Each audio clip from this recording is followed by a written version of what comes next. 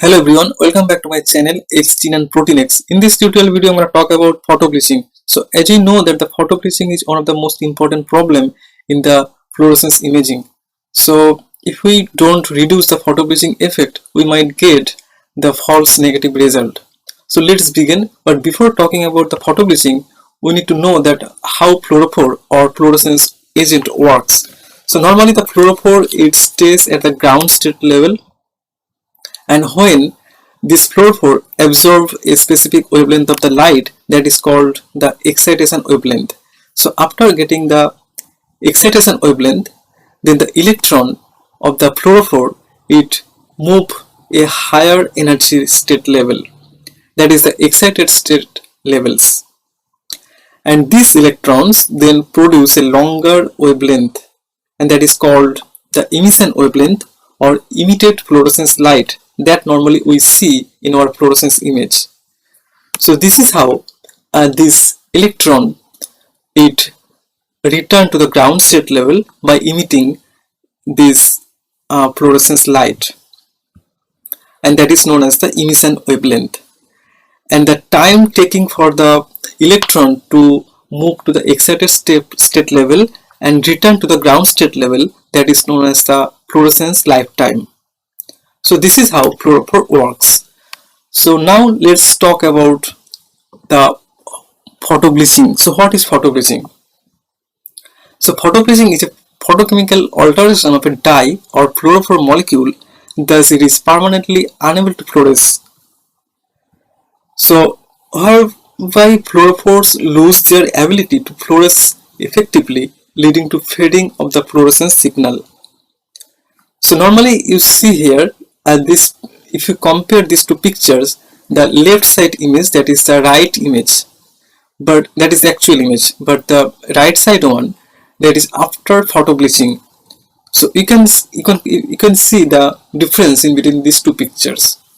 So the right side pictures is getting fade, and this occurs normally why photobleaching occurs? Because it occurs when the fluorophores react with each other, and it permanently covalently modifying each other and fading the fluorescence signal. So normally what kind of molecules it react? So it normally reacts with different kind of molecules, but mostly the molecular oxygen that present in the environment. So fluorophore, when it react with the molecular oxygen, then the fading of the fluorescence signal occurs. So if the photobleaching occurs and if the fluorescence signal is very low, and this can lead to the false negative results. So this is why we need to reduce the photobleaching effect. So there are different kind of process you can reduce the photobleaching effect. So let's talk about that how to minimize the photobleaching effect. The first one is the use more resistant dyes. There are different kind of dyes available in the market, but some dyes are more susceptible to bleaching than others. And by using a different or more resistant dye can dramatically decrease the photobleaching in a sample. But there are two different kind of dyes.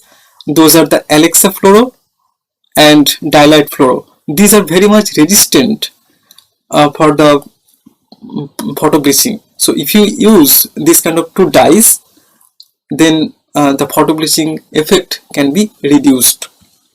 And second is the reduce bright light. So normally there are different kind of light sources available: mercury, xenon arc lamps, and LEDs.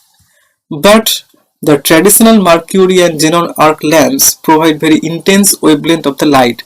So this is why in the advanced application these two light sources are not using.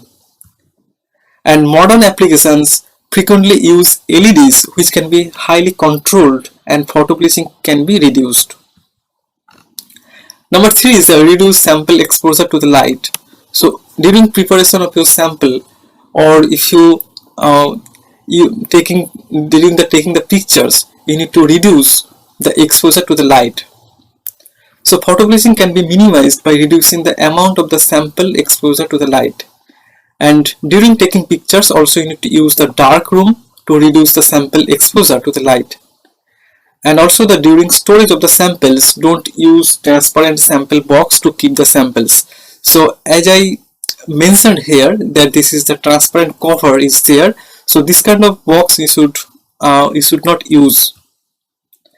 And the left side picture, that is completely covered your samples, and it won't and the samples it won't get the light exposure. So I recommend use this kind of box.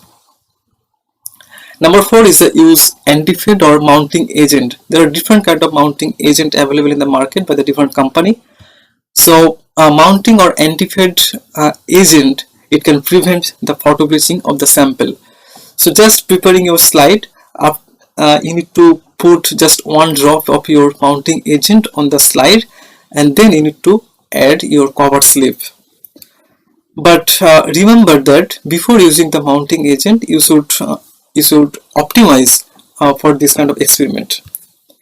So this is all about the photo bleaching effect and how to reduce the photo bleaching effect.